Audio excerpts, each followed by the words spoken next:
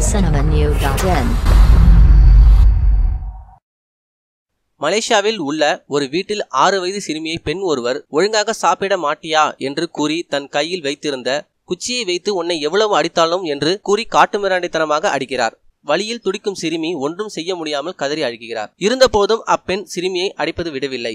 இது வைரலாக பரவியதால் அங்கிருக்கும் பொதுமக்கள் போலீசில் கொடுத்த புகாரின் அடிப்படையில் போலீசார் அப்பெண்ணை கைது செய்தனர். இதையடுத்து அந்த சிறுமியின் தந்தை கூறியது அடித்தது அவரது மாமியார் என்றும் வீடியோ எடுத்த பெண் மீது புகார் அளித்துள்ளதாகவும் தெரிய வந்துள்ளது. மேலும் இதுபோல செய்திகளுக்கு லைக் மற்றும் சப்ஸ்கிரைப் செய்யவும்.